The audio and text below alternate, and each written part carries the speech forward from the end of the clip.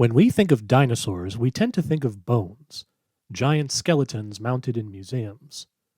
But dinosaurs left behind many other things besides bones. These are known as trace fossils. Unlike body fossils, such as bones, shells, or teeth, trace fossils are things left behind from when an animal was still around, doing its day to day business. One classic example of trace fossils are footprints, and one of the best places to find dinosaur footprints is in the Connecticut Valley, which runs from New Haven, Connecticut, all the way up to Deerfield in Massachusetts. In fact, the Connecticut Valley is the birthplace of ichnology, the scientific study of trace fossils. Geologist Edward Hitchcock was writing on dinosaur footprints some 20 years before the word dinosaur was even coined. He believed these footprints were made by giant extinct birds, and given that birds are the descendants of theropod dinosaurs like those who left the tracks, he wasn't too far off the mark. The story of these footprints actually begins about 200 million years before any dinosaur ever set foot in the Nutmeg State. About 450 million years ago, the face of the planet was very different, and the various pieces that make up the geologic fabric of Connecticut were spread across the world. Over time, shifting tectonic plates brought all these pieces together while forming the supercontinent of Pangaea about 250 million years ago. Various island archipelagos, ocean bottom sediments, and the small continent of Avalonia all collided with Laurentia, which would one day become North America, which can be seen in any basic terrain map of the state. As these pieces collided with one another, the pressure drove the building of huge mountains, which would have rivaled the Himalayas of today in size, as well as creating the metamorphic gneiss that can be found in the eastern and western parts of the state. Then, about 50 million years later, Pangaea split in two, Laurasia in the north, Gondwana in the south, and the young Atlantic Ocean is nothing but a narrow strait in between them. By this point in the Earth's history, a person standing in Mystic could see the coast of Morocco on a clear day with a good pair of binoculars. But in addition to the Great Atlantic Rift, a number of so-called failed rifts formed as well. These smaller tears weren't strong enough for the crust to break off the North American continent, but were strong enough for blocks of crust to collapse into a rift valley.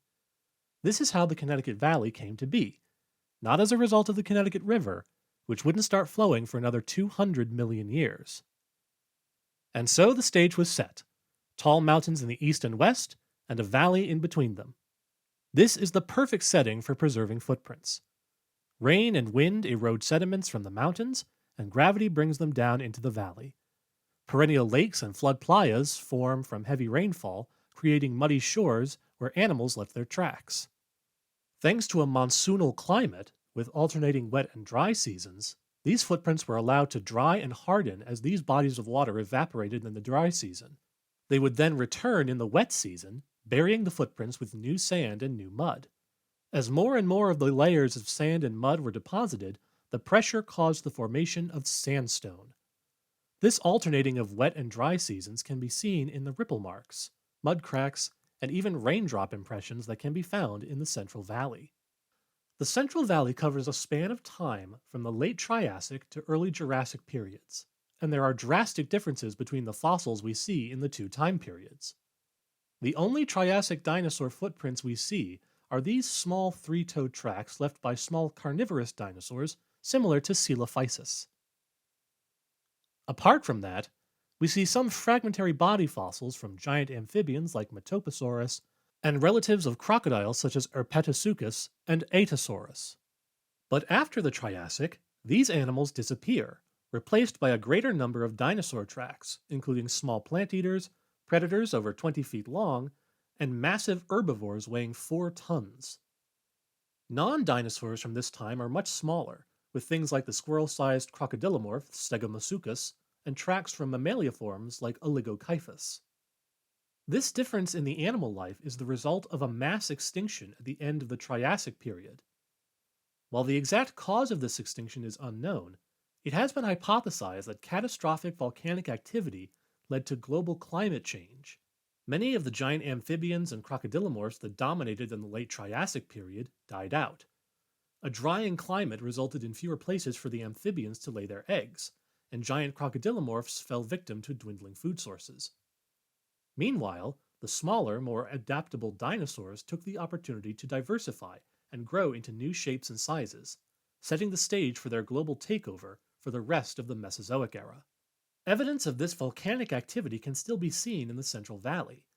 The high ridges of the valley are made of basalt, an igneous rock that forms from the cooling and hardening of lava. The tectonic forces that pulled apart the continents and caused the valley to form were strong enough to tap into the magma below the Earth's crust, causing massive fissure eruptions, similar to what's happening in Iceland today. The Central Valley preserves an interesting moment in the history of life on Earth. Nothing starts out big, and that includes dinosaurs. The early dinosaurs were small and subject to much larger creatures that lived alongside them.